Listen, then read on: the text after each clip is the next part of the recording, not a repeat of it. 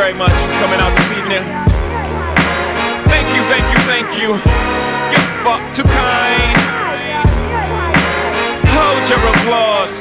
This is your song, not mine. Thank you, thank you, thank you. Please hold your applause. For I just applied logic. Keys, keys, open doors. Now on balcony, opera, black tux, binocular, black lux. Stop it, I shouldn't be so popular. Name keep popping up, face keep popping up. On the tube, I'm just watching Pacquiao box him up. We're out here at the Wilderness in Minneapolis, uptown. Got happy hour going on this evening, bringing the Minneapolis, Minnesota community together through beverages, cannabis beverages.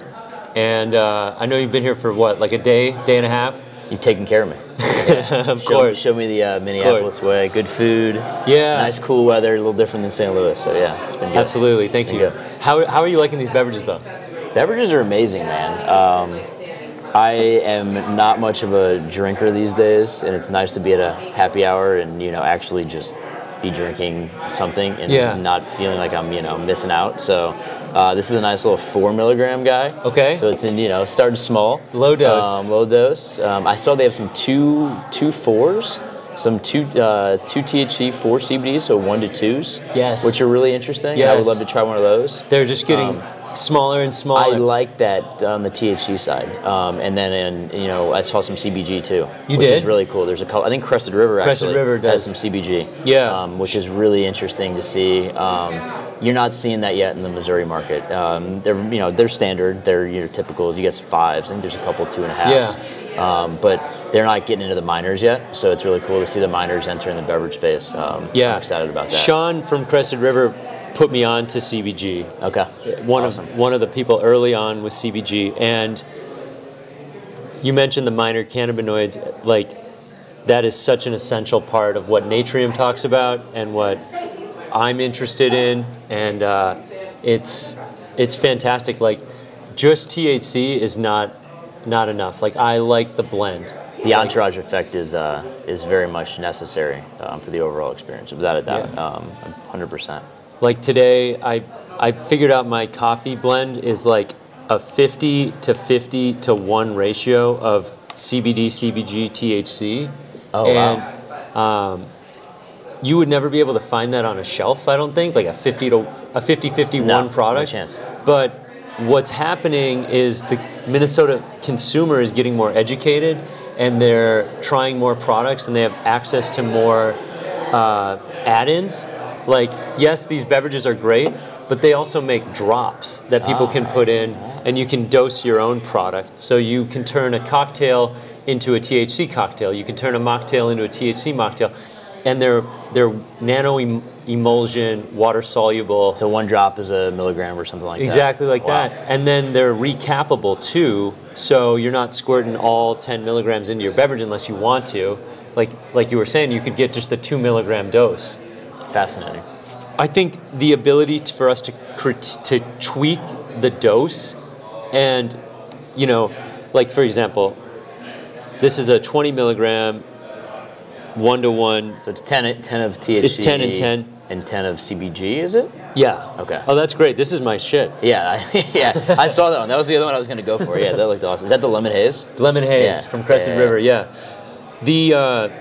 What I'm really interested in is like going beyond the standard dose. Yeah. And I think it takes an expert level, or it takes a professional like Mike or Mel or someone from a retail store to kind of put you onto that. Mm-hmm. But we have to stop looking at like out of the box is just enough. Like, we need to understand that CBG may help lower the brain inflammation, which might help prevent dementia. Mm-hmm. And Absolutely, so if we can get, like, I was just at a family reunion and I saw 60-year-olds, I saw 70-year-olds, I saw 80-year-olds. Like, what would their life be like if they had access to CBG every day? Yeah. If they were taking the CBG dose that I'm taking, how much more free would their life experience feel? Yeah. They're not bogged down by pain and stress and like. But what do you think like the average person feels about CBD? Like, when you recommend CBD to someone, just CBD, or like the topic of CBD, I feel like it's hard to just get someone on the right dose right away. It's sort of a discovery process. Yeah, I mean, I think CBD is interesting for me because a lot of my time has been more focused in cannabis. So I think it's been, the conversations have mainly been around more the entourage effect, how important it is to also have cannabis. But I do think some CBD products that I've, recommended and advocated for, more the full spectrum products for 2-3 years now. Right. I've noticed more of an impact for me at least than just, any type of isolate, CBD isolate. I think CBD has been more for the older generation, definitely easier for me to recommend any type of balm or some type of, even a tincture they'll do, but more topicals I feel like are usually kind of the easiest way for me to ease people in. And they usually work, and they usually, they like the CBD and they come back to it. But I think the beverage is a different game. And I think mixing it with THC, you don't see it. I mean, Minnesota's the first state doing something like this. Yeah. And I think it's really interesting to see what's going to happen because I think a lot of states are going to follow suit. There's a lot of, especially states that, even though they kind of backed into it in a way that they didn't expect to, I think there's a way to go low dose in a new market before rec that could be a little bit of a slower way to get there. Pre-rec. Not having the smoke. Yeah, pre-rec, right? Having the nano-emulsifying, emulsified drops. The technology. So it's still rec. If you really want to get, wrecked, you could, have, 20 drops and have a 20 milligram drink. But people can do it responsibly. Right. We're starting to see this equal footing with alcohol. Yeah. Hey guys, yes, I could buy a 4-pack of these and drink them all. I can drink a 4.5%, or I could get a crazy 11%. Are people going to liquor stores and buying, Everclear? No. Not very often. Right? No. So why are we only smoking the 32% THC flower? It makes no sense. So this pre-rec model that Minnesota is building, that we're calling pre-rec, that is known as the low-dose market, it opens itself up to paradigm shifts throughout the entire cannabis industry. Yeah. And if we're able to increase the consumer base by providing more products that are, some are strong, some are medium strong, some are low, not very strong, soft strong, then we're creating more space for people that have had bad experiences with the higher dose stuff. You're basically forcing the recreational licenses that are about to enter the market to level up and actually prioritize education for their consumers, which is amazing. There's not any state that's done that yet, and the low-dose market here is allowing for education to occur that has never occurred in any other recreational state, and that's exciting to me. And the risk is lower. Like when we talk about low, we're also talking about risk. Yeah. It's a less dangerous product. Yeah, absolutely. What do you think about this, Jackson? I love that you can have your own choice, whether it's a little bit or a lot, because for some people, a little bit is a lot, and they just can't handle it. You know? Exactly, 100%. So if they can only find a lot, which is some people's case, like at least before it became legal anyways, it's too much for them, so it's just not good for them. Yep, you know? absolutely, man. I think if they have the option, and they might find the right dose for them, then they'd love it probably. They stick around, maybe they get off, something else that's not treating them well, and I mean the opportunities are limitless. I think it's cool, it's exciting. It's you're just seeing, minors. I mean, terpenes are going to start to be introduced, flavonoids. I mean, you're going to start to see a lot of competition. I mean, you already see it over there. I mean, how many brands are out there? 30 are different products at least. Probably 30 SKUs, if maybe more. At least, 10 brands, 8 brands. I mean, there's a lot of product out there. Right. Tomorrow you're going to see over 100 brands inside one store. It's unbelievable. So I think it's really cool to see. I think Big Alcohol knows it's coming. They don't love that, there's 50 people here that are super excited for a cheers to that. For a cannabis happy hour, and that's awesome. I think that's like super exciting. So if people want to get in touch with you, where can they find you? This is Zach Green, Quarter Coast Consulting. Quarter Coast Consulting. Out of St. Louis. QuarterCoast.com. Find us on LinkedIn. We're not super active on like Instagram or anything, more like business to business. But my email is Zach@QuarterCoast, ZACH@QuarterCoast.com. Loving the Minnesota market and hoping to help out whoever's looking to get involved. We're still trying to figure out exactly what that even looks like, but we know we want to work with good people here. And I'm very grateful to be here. Thanks to Steve. I moved out here in October of last year. So I had a little baby boy in June. Me and my girlfriend have been together for 10 years, and she's from Minnesota. So we moved out here to be closer to her family and stuff like that. And then it just so happened legalization came around August, obviously. And I'd always been involved in the cannabis industry in Oregon and stuff. I've worked in commercial operations, agricultural, different types of just more or less being an employee. Yeah. But now that there's an opportunity, there's licenses and things like that. I'd kind of like to be an owner rather than an employee if possible. And it seems like there's a lot of social equity and things built into these programs to where there might be a shop for people that are trying to start a small business, which anything I get going at this point would be really beneficial. Yeah. What have you learned so far in the weed industry or cannabis industry, for a better word? What have you learned so far in the cannabis industry that you could basically bring to the table to start your own? Like, what have you learned? I've been involved in about every facet of the cannabis industry. When hemp went legal, I was involved in a 40-acre hemp farm that did 100,000 plants. So that was propagating 100,000 seeds and getting them all on the ground. Granted, didn't do it on my own. I was an employee of a company that laid a lot of it out, but learned a lot about the infrastructure and what's required in growing like that. It'll be different here because of the climate and things like that. And then I also worked in some commercial scale extraction. I've done distillate, BHO, THC isolation, solventless hash, ice water hash, pretty much anything you can think of over the past decade I've had experience in. Do you think Minnesota has a good climate for growing cannabis? The outdoor season's going to present some pretty challenging things to the climate. Your rain and your humidity is really going to be hard for your greenhouse growers because it's going to trap a lot of that heat and humidity in. So people really need to be very wise about whether they're going to trap that in or they're going to leave the sides of it open, or like even if you're trying to get airflow, you're just bringing in more hot, humid air. So is that really getting rid of the moisture problem that you're having inside that greenhouse, or is that something that you're going to have to find another way to combat via climate control, via a more sturdy greenhouse? There's double bubbles. There's a few different ways that you can try to combat the climate outside.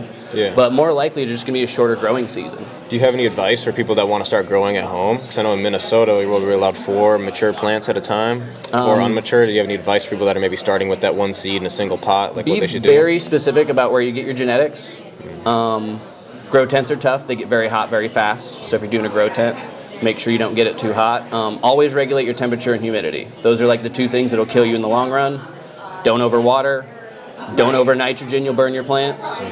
pH your stuff, your water and your nutrients if you have the opportunity. Some things that like basic growers generally screw up a lot that you'll be like, oh no, what happened to my plant? Well, it's like, well, how much did you feed it? Did you pH your water? Is it too hot in your grow room? Like they like humidity in the veg cycle. Once you get to your flower cycle, you're gonna have a little bit more, they get a little bit more finicky. They want to get mold if they're not fed right. Stay up on your calcium. Always stay up on your calcium. Drink your milk. Drink your milk. The curing process is an entirely different thing. Don't over dry it. Don't dry it hot. Don't dry it fast. Curing should take about 3 weeks. If it didn't take that long, you probably rushed it and you lost your terpenes. A lot of terpenes burn off at room temperature because they're that volatile. That's why a grow room smells better than a bag of weed. If you've ever been inside of a grow room, it smells way better, smells way different. All those terpenes are very volatile or are coming off right then. By the time it's dried and bagged, those terpenes are gone. They're naturally volatile and go off into the environment. So be very careful about when you dry your homegrown product, because if it comes down really good, it's not going to stay that way unless you dry it right. Good talking to you. Yeah, nice talking to you too. Thank you guys. Perfect. Really appreciate it. Let's get right into it. Who am I here with today? I am Angie Schwab. I'm the CEO and founder of Ashford Wellness. Cool. What do you do? What does Ashford Wellness do? So we're a group of clinicians, and we just realized these wellness products, although they're made of wonderful things from nature, that also means they can be open to contaminants. Yeah. Pesticides, heavy metals, things that can make people really, really sick. Mm-hmm. And so what we do is evaluate products like CBD and cannabis products to ensure they don't have these harmful products in them.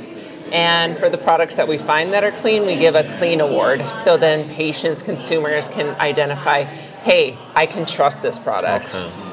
That's cool. When do products get those harmful things in them? Like along the process? Is it the growing process? Is it the packaging? Or everywhere? Okay. Everywhere. So you've got the growing, right? So you got the soil, you've got the pesticides in the air. Contamination can happen there. Mm-hmm. But then when you take the plants, you process them, you have processing chemicals. So residual solvents, alcohols, methanes, like all sorts of potentially bad stuff. Yeah. And then in addition to that, we've seen it come in packaging. So you think this awesome like plastic packaging that you're putting is going to be great, but it was made in, I don't know, another country without the same standards, and maybe there's like some lead in it or something, which you don't want your patients to have that either. So it's really important to test like the entire process and your final product, literally the final product in the final packaging, to ensure that you're giving your patients, your consumers, the best possible product that they can get. Not to scare too many consumers, but what product do you see that has harmed the most? Is it like oils or edibles or flour? Yeah, so we're seeing it across the board. Okay. Doesn't matter. I'm going to say there's a couple things that stand out the most, and that's pesticides. Okay. And the biggest shocker that we're seeing is that people don't even realize where these pesticides are coming from. So they're like, hey, we buy organic, all of our stuff's amazing, it's going to pass. And we test it, and I'm like, oh my gosh, you have a really high level of X pesticide, and that may be coming from a lemon like orchard not far away, because we've seen that pesticide with that type of an orchard situation, or beeswax is another big one. So like even when you think you're buying organic and the cleanest things ever, and everyone's like, look at my COA, I'm amazing. Be sure you're actually testing for the right things in those COAs, right? And along the entire process. So for us, we just recognize as clinicians that patients deserve more. Yeah. You know, they don't want to be poisoned when they come to you for a wellness product, you know? They're here to get better. So please, industry, step up, help them get better, not worse, right? How does that compare to the food industry?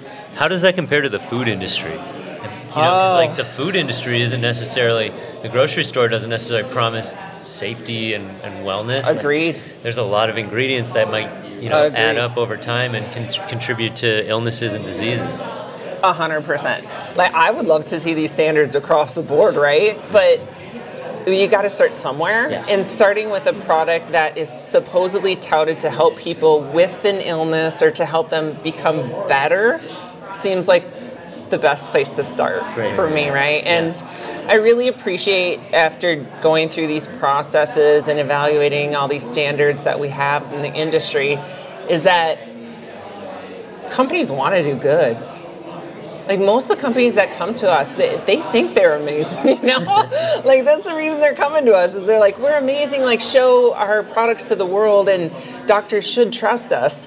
And then we take them through this process and they realize they weren't testing for the right things or at the right time. And sometimes, honestly, they've found out something was contaminated. They've thrown hundreds of thousands of dollars of product away because consciously they could not come to grips with the idea of like, I don't want my grandma to be putting this balm on her that's full of pesticides that have been shown to do damage to people. And I can't do it. So they scrapped it all, which is hats off to them. Is there a way to reverse it if it's like, let's say it's already a final product, whether it's an oil or an edible or a balm? Like, is there a way to reverse it from its final stage and repackage it and repurpose it from there?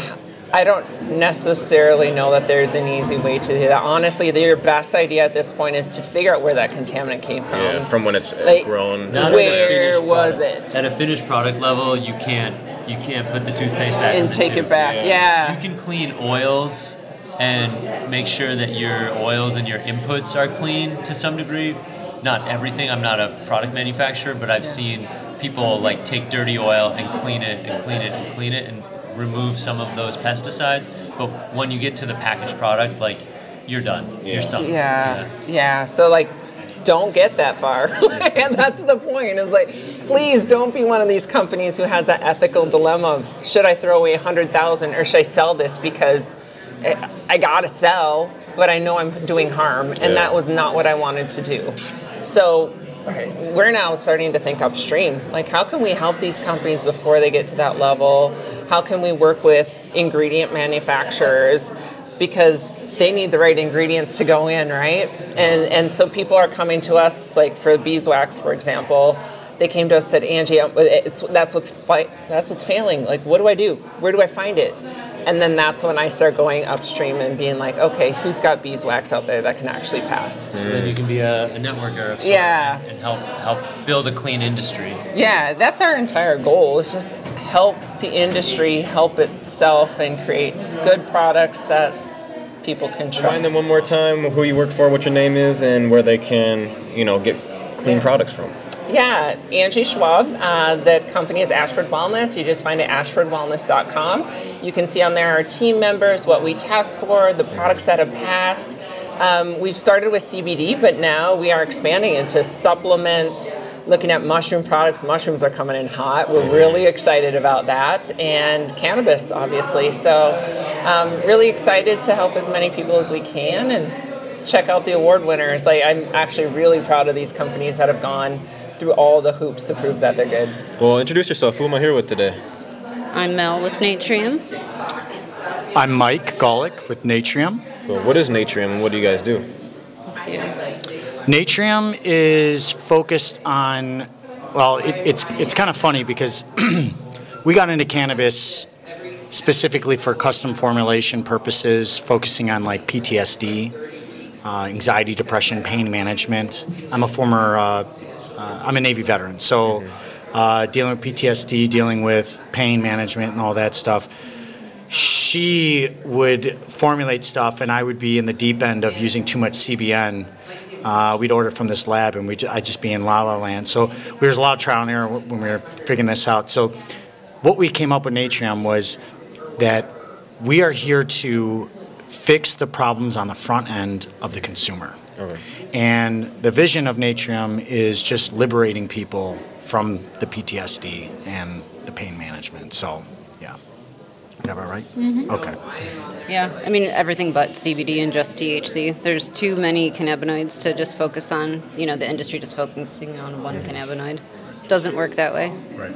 How has cannabis helped you and maybe helped some of your clients with PTSD? So, given if you've looked up some of the story that I've told online, there's been a lot of loss. I lost my significant other. She had shot herself in front of me. Sister was assassinated, MS-13, etc. So, it's like you wake up and you develop these real-time experiences as if you're there again, and using the formulations she's created, I've just noticed that every morning I'm going less from living that moment to being able to tell like a fart joke, right? It literally is that. I'm just so much happier waking up in the day. I look forward to the next day rather than dreading going to sleep and hoping I don't wake up, so. Yeah, that pretty much sums it up. Yeah. Do you guys know, scientifically, why it helps or why it works? What in the product actually, kind of does that? I mean, a few different things. CBG reduces the brain inflammation, so a lot of post-traumatic stress issues, you're dealing with inflammation in the brain. CBC just helps everything work synergistically better together. It also provides some neuroplasticity. So just providing a more happy feeling with CBD as opposed to the flat CBD feeling that you normally get, which we don't like. Yeah. Deters people. They don't want to be sleepy and lazy and all of those things. We can get by without that. Oh, and one quick fun fact. The application of a cannabinoid also changes. So whether it's ingested or applied on the skin or smoked, those all do something slightly different. Mm-hmm. So just kind of a fun factoid. Factoid. So, yeah. How many are you guys open? Is it a way for people to connect with you to seek clinical help, you could say, for if they have PTSD? And how does that process work for your company? Well, what we encourage people to do first is just come in and just be honest. Talk to us about what's going on. We like to start from ground zero, so if you can work from A to Z, that's ideal. We don't always encourage THC right away. We like to qualify people into the minor cannabinoid market first, and then, THC, when it comes to minor cannabinoids, it's kind of like if you've got a Honda and you add 98 octane to an engine, right? It's like that supercharge, you know. So we stay back from the THC first, and then we'll add it later on when it comes to formulations. But those aren't the only things that I encourage. I mean, I'll also tell people, get into jiu-jitsu, get into some kind of combative sport, right? Be active. Use your brain. You know, read, all those things. So there's also a coaching aspect outside of just the cannabinoid aspect, when you say? Or? Well, yeah, I mean, the whole lazy stoner aspect, I feel like that's a dated way to look at it. We're kind of, you know, smart stoners these days. Cool. Well, remind them one more time, company name, where they can contact you if they were seeking any help. Yeah, so we're in St. Louis Park. The address is 4815 Excelsior Boulevard. And the phone number? 952-405-8181. Oh, and one more thing. To the MSOs that are planning to invade Minnesota, no quarter.